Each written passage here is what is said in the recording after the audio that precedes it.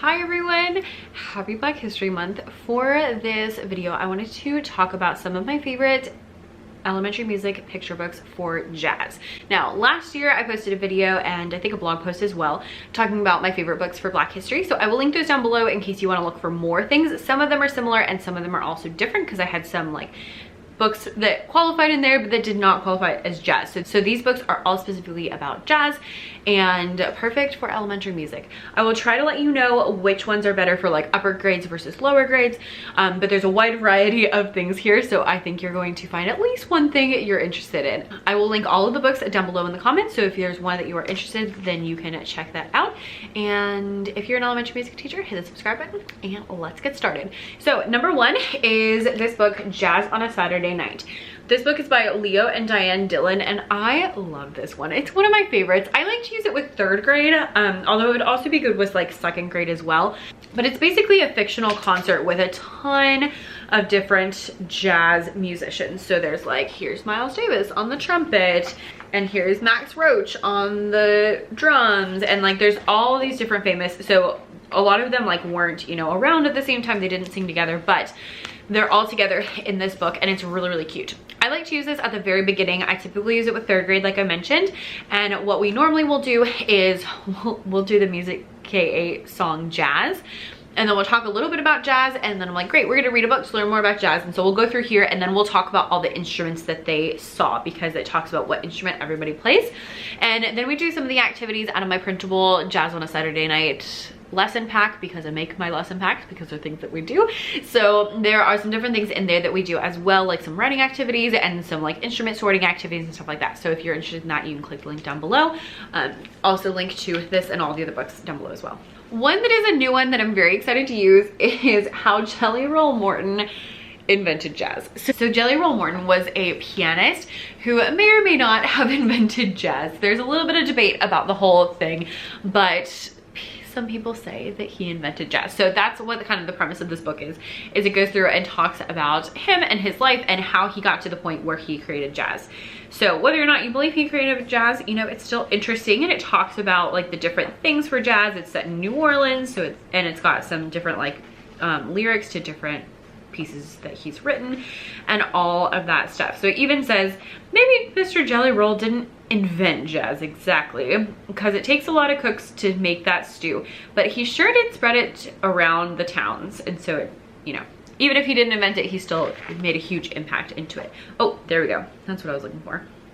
When were you born? 1890 is when he was born. Do be aware though, it does talk about his mom getting arrested, so just be aware of that. Some, actually quite a few of these talk about things like that, so just be aware because they're, you know, true stories and it's real life. So there's that. The next one is a twofer, and that is Ella, Queen of Jazz, or Skit Skat Raggedy Cat. So I don't have all the books here to show you today because some of them I've done like YouTube videos of, or I've gotten them from the library, but I do have this one. So both of these are about Ella Fitzgerald. The Ella, Queen of Jazz is better for the younger kids, and this one, Skit Skat Raggedy Cat, is better for the older kids.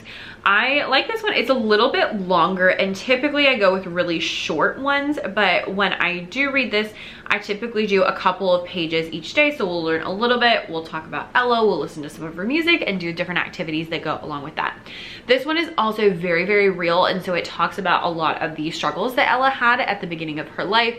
She had a very interesting upbringing with her parents and all of that kind of stuff, so do be aware of that. But it's really good for the older kids, especially to show them that like these amazing artists, a lot of them came from very humble roots. So I like that one for that. Now for the littles, Miles the Crocodile Plays the Colors of Jazz is really cute. And there's also sister books. There's Charlie Bird Counts the Beats, Duke Ellington Swings Through the Zoo, and Duck Ellington. And Ella Elephant Scats Like That. So there's a couple of different ones. It comes with a CD, which isn't of a lot of use to me since I no longer have a CD player in my room and there's nothing on my computer that can play CDs. But it goes through and it talks about all the different colors that jazz can be. And so on the CD, there's like a piece for each one. So it says like, when jazz is white, it feels like snowflakes in flight, landing gently on trees in a cold winter's night. And then you can listen to the white jazz and then the red jazz and like all the different colors.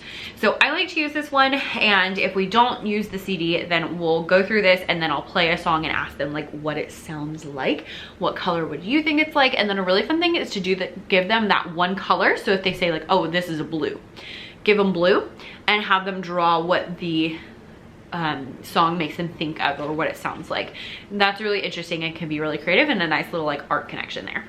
The next one is Trombone Shorty, and this is one I don't have with me, but it's a really great one for the upper grades, especially because Trombone Shorty is the one who's still alive. So most of these are, you know, people who were really famous back then. Y'all, I have a whole bulletin board. Actually, you should get it. It's from Make Moments Matter Music Ed, and it's all like really famous African-American artists, like musicians, and most of them are in like the 1900s. One of the kids today was like, a lot of these say 19 something, and I was like, yeah, because people born in the 20s are like not quite at the point where they're getting on the posters yet, you know. But it was just really funny. And so it's nice to have ones that are, you know, like, this guy's still alive. So Trombone Shorty is a trombone player who plays jazz all around. He has like CDs and he's like pretty great. So make sure that you go and check out his videos. We don't do anything super creative with this one. We just read the book and usually watch his videos and maybe talk about the trombone. Since we're on trombone, we can also talk about little Melba and her big trombone.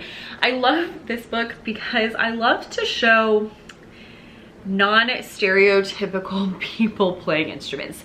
So for example, usually when you think of trombones, you think of men. So I like to show girls playing trombone, or vice versa. You know, you think of girls playing the girls playing the flute. I love to show boys playing the flute, and just having those like different people so that the kids from the beginning don't have a stereotype of who plays what instrument, and you can play whatever the heck you want.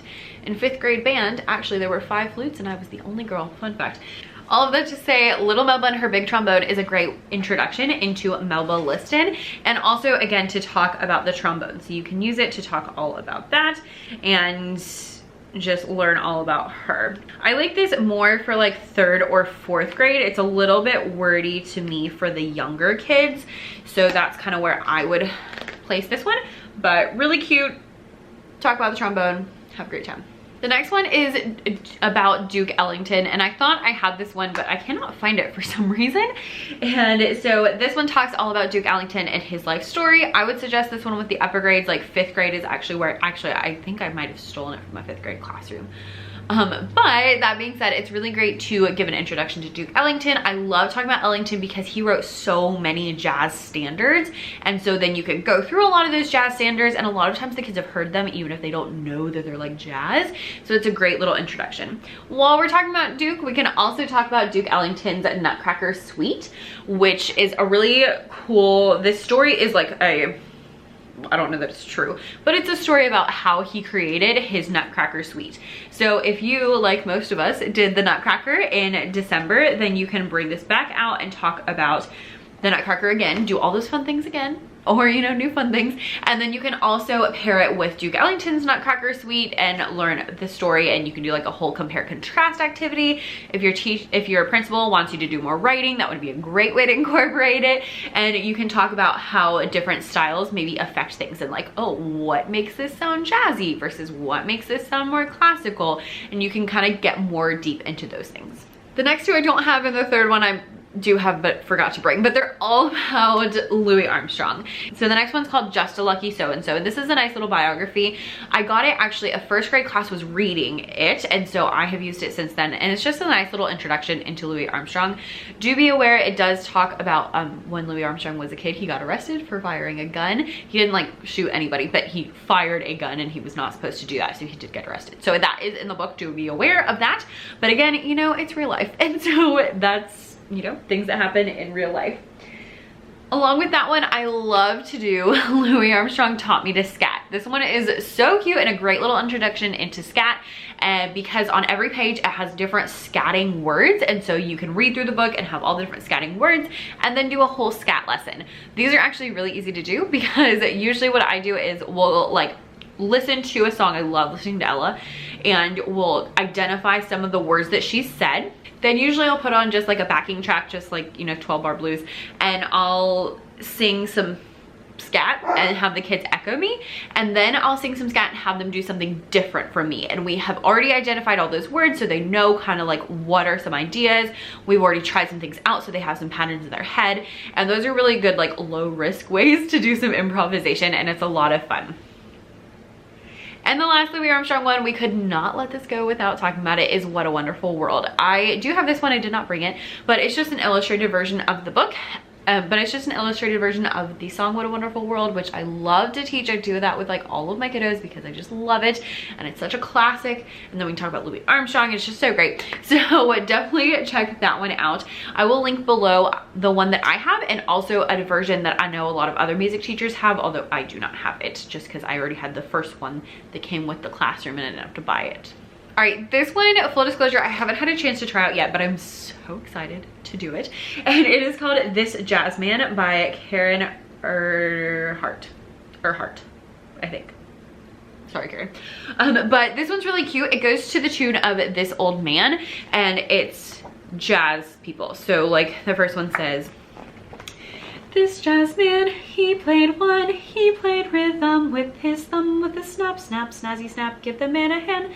This jazz man scats with the band. And so we've got the scatter, and then we have stomping, and then we have drums. And when I got this book in the mail, because people had recommended it, so I was like, oh, let's try it out. First of all, I was like, oh my gosh, they have like different types of jazz in here. So they have like the so they have bebop, and it talks about scatting, and it talks about